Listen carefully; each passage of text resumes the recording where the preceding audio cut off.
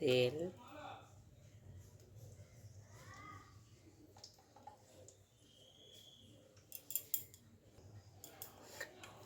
চিংড়ি মাছের বাটি চচ্চড়ি করবো আজকে। চিংড়ি মাছ প্রথমে তেল দিলাম কড়াইয়ের মধ্যে, কাঁচা চিংড়ি দিতে পারো বা চিংড়িটিকে হালকা নেড়ে নিতেও পারো।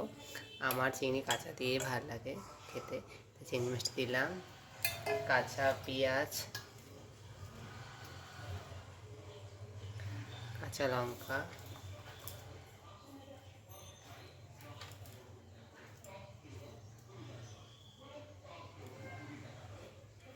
তারপরে ধুয়ে রেখেছি আলু দিয়ে করছি আজকে চিংড়ি মাছের বাটি চিংড়ি।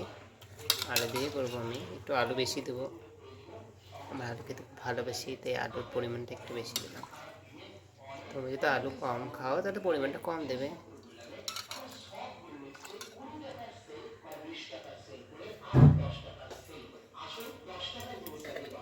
তারপরে একটু হলুদ গুঁড়ো,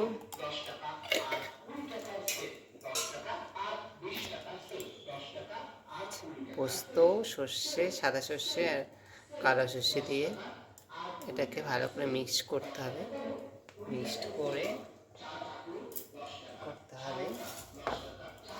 স্বাদ মতো লবণ দিতে হবে। আর আমরা একটু মিষ্টি খাই, তাই আমি মিষ্টি দিচ্ছি। তোমরা যদি মিষ্টি না খাও তাহলে মিষ্টি না দিতে পারো। তো আমরা মিষ্টি খাই একটু সবজির মধ্যে, তো একটু মিষ্টি দিলাম, আমি একটু চিনি দিলাম। বা তোমরা এটার মধ্যে একটু মিষ্টি দই বা অ্যাড করতে পারো, বা কেউ টক দই অ্যাড করতে পারো, ভালো লাগে খেতে। তো আমরা বেসিক্যালি এইভাবেই খাই। বলছি আজকে এভাবে বানাতে, তাই বানাচ্ছি আজকে। আর আমরা ঝাল কম খাইতে কাঁচা লঙ্কা দিয়েছি। আপনি যদি ঝাল বেশি খান তাহলে একটু লঙ্কা বেশি দিতে পারেন। তো এটা এখন ভালো করে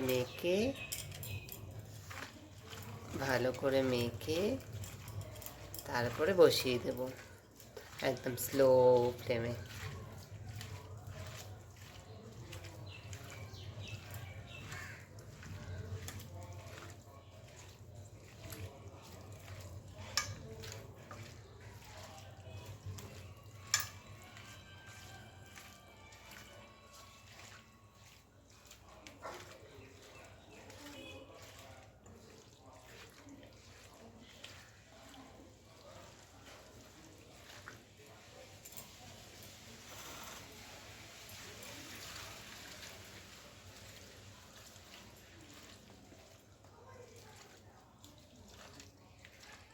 খুবই সুন্দর গন্ধ বেরিয়েছিলে।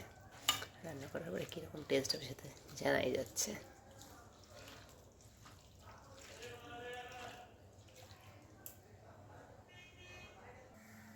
পরিমাণ মতো একটু জল দিয়ে দেবে আলুটা সিদ্ধ হওয়ার জন্য। গ্রেভি যতটুকু তোমার দরকার সেই হিসেবে একটু জল দিয়ে দেবে। এই দেখো সেই হিসেবে আমি জল দিয়েছি গ্রেভিটা করার জন্যে, যাতে গ্রেভি হয়ে যাবে, এটাতে আলু সিদ্ধ হয়ে যাবে। তো এখন চলো এভাবে বসিয়ে দেবো আমি। ফাইনালি এখন দেখবো কতটা হয়ে গেছে আমার।